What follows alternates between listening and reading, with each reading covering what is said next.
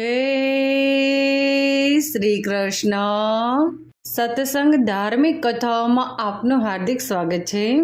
આજે આપણે વીર પસલીના વ્રતનું મહાત્મય, તેની પૂજા વિધિ અને આ વ્રત આપણે કઈ રીતે કરી શકીએ તે જાણીશું। વીર પસલીનું વ્રત આપણે શ્રાવણ માસના પ્રથમ રવિવારે કરવામાં આવે છે। આ વ્રત આપણે 8 દિવસનું હોય છે। 8 દિવસ સુધી આપણે આ વ્રત કરવાનું છે। આ વ્રત બહેન પોતાના ભાઈ માટે કરે છે। આપણે હિન્દુ ધર્મમાં અનેક વ્રતો અને તહેવારો છે। અમુક જ એવા વ્રતો છે જે બહેન ભાઈ માટે કરે છે। બહેન ભાઈ માટે જે વ્રત કરે છે તે છે રક્ષાબંધન, ભાઈબીજ અને વીરપસલી। આ 3 વ્રત છે જે બહેન પોતાના ભાઈ માટે કરે છે। સ્ત્રીઓ ઘણા બધા વ્રતો કરતી હોય છે, પરંતુ તે પોતાના પતિ માટે, પોતાના સંતાનો માટે અને પોતાના પરિવાર માટે હંમેશા વ્રત કરતી હોય છે। આ 3 એવા વ્રત છે જે બહેન પોતાના ભાઈ માટે કરે છે। ભાઈ અને બહેનનો પ્રેમ એવો છે જે આપણે શબ્દમાં વર્ણવી ન શકીએ। ભાઈ અને બહેન પોતાનું નાનપણ એકી સાથે વિતાવે છે। ભાઈ બહેન એક સાથે હસે છે, રડે છે, ઝઘડો કરે છે, પરંતુ જેટલો બહેનને પ્રેમ ભાઈ કરી શકે છે એટલું દુનિયામાં કોઈ પણ નથી કરી શકતું। પિતા પછી જો કોઈ મૂલ્યવાન હોય તો બહેન માટે તે છે ભાઈ। પિતા પણ પોતાની દીકરીને ખૂબ જ પ્રેમ કરતા હોય છે। પિતા પછી જો કોઈ વ્યક્તિ એવો હોય જે બહેનને પ્રેમ કરી શકે તો તે છે ભાઈ। ભાઈના પ્રેમનું કોઈ મૂલ્ય જ નથી, કારણ કે ભાઈ પ્રેમ કરે છે પરંતુ તે ક્યારેય દેખાડતો નથી કે હું મારી બહેનને આટલો બધો પ્રેમ કરું છું। ભાઈઓ અને બહેનો નાના હોય ત્યારે ઝઘડતા હોય, રડતા હોય, હસતા હોય, સાથે એવી રીતે મોટા થાય છે। ભાઈ બહેન સાથે વારે વારે ઝઘડો કરે છે, બહેનને વારે વારે રડાવે છે, પરંતુ જો બહેનને કોઈ પણ તકલીફ પડે તો સર્વપ્રથમ તે જ રડી પડે છે। દરેક ભાઈ પોતાના બહેનનું વધારેમાં વધારે ધ્યાન રાખે છે કે મારી બહેનને કંઈ તકલીફ તો નથી ને, અને જો તકલીફ પડે તો સર્વપ્રથમ તે આવી અને ઊભો રહે છે।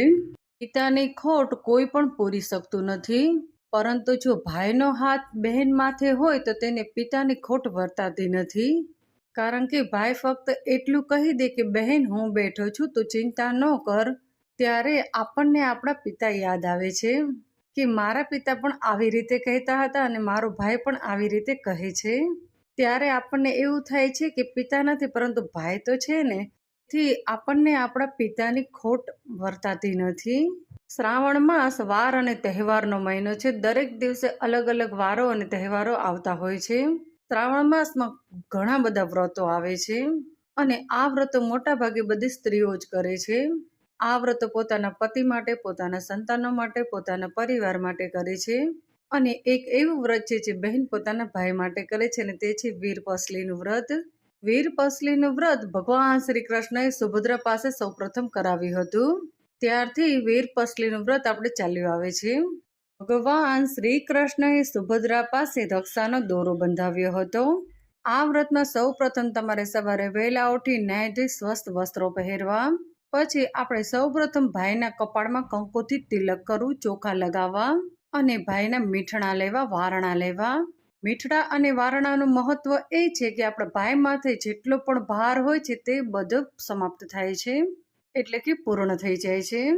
અત્યારે હવે આ જમાનામાં મીઠડા અને વારણાનું મહત્વ એકદમ ઓછું થઈ ગયું છે। પહેલા તો આપણે કોઈ પણ મહેમાન ગતિએ જતા હોય કે આપણા વડીલો આપણા ઘરમાં હોય તો દરરોજ આપણને મીઠડા લેતા હતા, વારણા લેતા હતા, એટલે આપણા માથાનો ભાર છે તે બધો હળવો થઈ જતો હતો। પરંતુ હવે ધીરે ધીરે આ બધું વિસરાતું જાય છે। હવે આપણા ઘરમાં વડીલો છે પરંતુ કોઈને પગે લાગવાનો ટાઈમ નથી। જો આપણે આપણા વડીલોને પગે લાગી તો આપણને તે મીઠડા લે, પગે ન લાગે તો સામેથી તે ક્યારે મીઠડા લેવાના નથી। આપણને મીઠડા અને વારણા એક સામાન્ય લાગે છે, પરંતુ આમાં ઘણી બધી તાકાત છે। આપણા વડીલો ફક્ત પ્રેમથી આપણા માથે હાથ મૂકી દે તો આપણા બધા જ દુઃખો દૂર થઈ જાય છે। આપણા માથા ઉપરનો જે ભાર હોય છે તે બધો હળવો થઈ જાય છે। હવે આપણે આ વ્રતની પૂજા વિધિ જાણીએ। સૌ પ્રથમ તમારે એક બાજોઠ લેવાનો, એક પાટલો લેવાનો, તેના ઉપર તમારે લાલ કલરનું વસ્ત્ર પાથરવું, તેના ઉપર આપણે 2 ઘઉંની ઢગલી કરવાની છે। આપણે એક ત્રાંબાનો કળશ લેવાનો છે, તેમાં સ્વસ્થ જળ ભરવાનું છે, તેની અંદર એક સોપારી અને એક રૂપિયો અને એક હળદરનો ટુકડો નાખવાનો છે। પછી આ કળશ આપણે જે ઘઉંની ઢગલી કરી તેના ઉપર મૂકવાનો છે। કળશના મુખ ઉપર આપણે 5 આસોપાલવના પાન મૂકવાના છે। પછી તેના ઉપર એક શ્રીફળ મૂકવાનું છે। તમારે સૂતરના 8 તાંતણાનો દોરો કરવાનો છે અને તેને 8 ગાંઠો લગાવવાની છે। આ દોરાને આપણે હળદર લગાવવાની છે। પછી આ દોરો આપણે જે શ્રીફળ છે તે શ્રીફળની ઉપર મૂકી દેવાનો છે અને એક દોરો આપણે ભાઈના કાંડે બાંધવાનો છે. ભાઈના હાથ ઉપર એક દોરો આપણે બાંધવાનો છે. આમાં સૌ પ્રથમ તમારે કળશને ફરતે 5 ચાંદલા કરવાના કંકુથી, પછી ચોખા લગાવવાના. શ્રીફળને પણ આપણે 5 ચાંદલા કરી અને ચોખા લગાવવાના. અબીલ, ગુલાલ અને પુષ્પથી પૂજા કરવી અને બાજુમાં એક ઘઉંની ઢગલી કરી તેના પર આપણે દીવો કરવાનો છે. આ દિવસે અખંડ દીવો રહે એવી રીતે તમારે દીવો કરવાનો છે. જો તે શક્ય ન હોય અખંડ દીવો રાખો તો પૂજા કરો એટલા સમય દીવો રહે એટલું તમારે દિવેલ પૂરવાનું. આવી રીતે આપણે પૂજા થઈ ગયા પછી આપણે ધૂપ કરવાનો છે અને આ દોરો જે આપણે 8 ગાંઠો વાળ્યો છે, જે દોરો આપણે શ્રીફળ ઉપર મૂક્યો છે તેને તમારે દરરોજ સવારે અને સાંજે ધૂપ દેવાનો. ધૂપ કઈ રીતે દેવો? તો હાથમાં તમારે દોરો રાખો અને મુઠ્ઠી વાળી દેવી અને જે ધૂપ હોય તેના ફરતે 5 વાર તમારે હાથની પ્રદક્ષિણા કરવી અને પછી આ દોરો તમારી બંને આંખોથી લગાવીને પાછા તમારે શ્રીફળ ઉપર મૂકી દેવાનો. તમે જ્યારે આ દોરો તમારી બંને આંખો ઉપર લગાવો ત્યારે તમારે મનમાં પ્રાર્થના કરવાની કે હે ભગવાન શ્રી કૃષ્ણ, મારા ભાઈની હંમેશા રક્ષા કરજો. આવી રીતે બોલી અને પછી તમારે શ્રીફળ ઉપર આ દોરો મૂકી દેવો. આવી રીતે તમારે સવારે અને સાંજે બંને ટાઈમ કરવાનું છે. આવી રીતે આપણે 8 દિવસ સુધી કરવાનું છે. શ્રાવણ માસના પ્રથમ રવિવારથી લઈ અને શ્રાવણ માસના બીજા રવિવાર સુધી. વીરપસલીના દિવસે ભાઈ બહેનને જમવાનું આમંત્રણ આપે છે અને બહેન ભાઈના ઘરે જમવા જાય છે. ભાઈ અને ભાભી બહેનને પ્રેમથી જમાડે છે, તેની ખૂબ જ આગતા સ્વાગતા કરે છે અને ભાઈ અને ભાભીને જે પણ મળે તે બહેનને આપે છે. પછી બહેન પણ ભાઈને આશીર્વાદ આપે છે કે ભગવાન હંમેશા તારું કલ્યાણ કરે, તારી બધી ઈચ્છાઓ પૂર્ણ કરે. વીરપસલીના વ્રતમાં એવું હોય છે કે ભાઈ બહેનને ખોબો ભરી અને અન્ન આપે અને આ અન્નમાંથી રસોઈ બનાવીને બહેનને જમવાની હોય છે. આમાં તમારે એક સમય ભોજન કરવાનું છે, એક ટાણું કરવાનું છે. આ વ્રતમાં તમે કોઈ ફરાળ કરી શકતા નથી, ફક્ત તમે દૂધ, ચા, કોફી, શરબત, લિક્વિડ લઈ શકો છો. આપણા ભાઈને કોઈ તકલીફ હોય, ભાઈના ઘરે પારણો ન બંધાતો હોય તો બહેન આ વ્રતની બાધા રાખે છે કે જો મારા ભાઈની તકલીફ દૂર થશે, તેના ઘરે પારણો બંધાશે તો કે 5 વર્ષ, 10 વર્ષ, 11 વર્ષ એવી રીતે વ્રત કરીશ.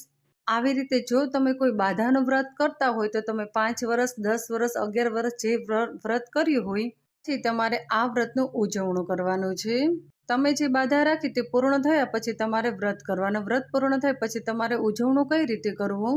ઉજવણામાં ભાઈ બહેનને ઘરે જમવા માટે બોલાવે છે અને બહેન જમવા માટે જાય છે.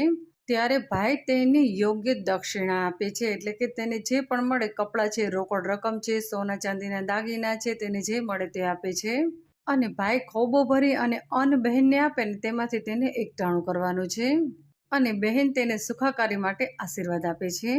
આ વ્રત આપણે જ્યાં સુધી પૃથ્વી ઉપર રહીએ ત્યાં સુધી કરવાનું છે. જ્યાં સુધી તમને તમારો શરીર સાથ આપે ત્યાં સુધી તમારે આ વ્રત કરવું. પછી ઘણા બધા વર્ષો થઈ ગયા પછી તમે આ વ્રતનું એકટાણું કરો એટલે ફૂલ થાળી દાળ ભાત શાક રોટલી ખાઓ તો ચાલે. શ્રાવણ માસના પ્રથમ રવિવારે મેં કહ્યું એવી રીતે તમારે કરવાનું છે. પછી આપણે સોમવારથી લઈ અને શ્રાવણ માસના બીજા રવિવાર સુધી તમારે એકટાણું કરવાનું છે. એકટાણામાં તમે ફૂલ થાળી જમી શકો છો, દાળ ભાત શાક રોટલી. અને જો તમારે ફરાળ કરવું હોય તો ફરાળ પણ તમે કરી શકો છો. મેં તમને કહ્યું એવી સવારે અને સાંજે તમારે જે દોરો આપણે લીધો હોય તે દોરાને આપણે ધૂપ દેવાનો છે. સવારે સાંજે તમે દીવાબત્તી જ્યારે પણ કરો 7 દિવસ ત્યારે તમારે ભાઈની સુખાકારી માટે પ્રાર્થના કરવી. શ્રાવણ માસના બીજા રવિવારે આ વ્રત પૂર્ણ થાય છે. પછી આપણે સોમવારના દિવસે આ દોરો જે તમે લીધો હોય તે દોરો તમે પીપળે બાંધી શકો છો, જળમાં પધરાવી શકો છો અને આપણે જે શ્રીફળ હોય તે શ્રીફળ તમારે વધેરી નાખવાનું છે અને પ્રસાદ તમારે તમારા કુટુંબીજનોને આડોશી પાડોશીને વહેંચી દેવાનો છે. અને જે જળ આપણે કળશમાં ભર્યું તે જળ તમારે તુલસી ક્યારે રેડી દેવાનું અને આપણે જે ઘઉં લીધા હોય ઘઉં તમારે ચકલાને ચણ તરીકે નાખી દેવા. આવી રીતે આપણે 8 દિવસ સુધી વ્રત કરવાનું છે અને ભગવાન શ્રી કૃષ્ણને પ્રાર્થના કરવાની છે પોતાના ભાઈની સુખાકારી માટે. શ્રાવણ માસના પ્રથમ રવિવારે જો તમે વ્રત ન કરી શકો તો બીજા રવિવારથી પણ તમે વ્રત કરી શકો છો. બીજા રવિવારે તમે વ્રત ચાલુ કરો તો તમારે વ્રત ત્રીજા રવિવારે પૂર્ણ થાય છે. 8 દિવસનું વ્રત છે. 8 દિવસ દરમિયાન તમારે ભગવાન પાસે પોતાના ભાઈ અને ભાઈના પરિવારની સુખાકારી માટે પ્રાર્થના કરવાની છે. આવી રીતે આ વ્રત કરવામાં આવે છે. 8 દિવસ દરમિયાન તમારે યાદ રાખવાનું છે કે તમે કાળા અથવા તો વાદળી કલરના કપડાં નથી પહેરી શકતા. બની શકે ત્યાં સુધી લાલ, લીલા, તમને બીજા જે પણ કલર ગમે તે કલરના કપડાં તમે પહેરી શકો છો. અને આ 8 દિવસ દરમિયાન તમે ભગવાન શ્રી કૃષ્ણનું, ભગવાન વિષ્ણુનું, શિવનું મંત્ર જાપ કરી શકો છો. હરતા ફરતા પણ આપણે મંત્ર જાપ કરી શકીએ છીએ. એવું જરૂરી નથી કે આપણે બેસીને જ કરવું, કામ કરતા કરતા પણ મંત્ર જાપ થઈ શકે છે. આપણે આગળના બીજા વિડીયોમાં વીર પસલીના વ્રતની પવિત્ર દિવ્ય કથા વાર્તા સાંભળીશું. અહીં આપણે આ વિડીયો સમાપ્ત કરીએ છીએ. બોલો ભગવાન ભોળાનાથની જય.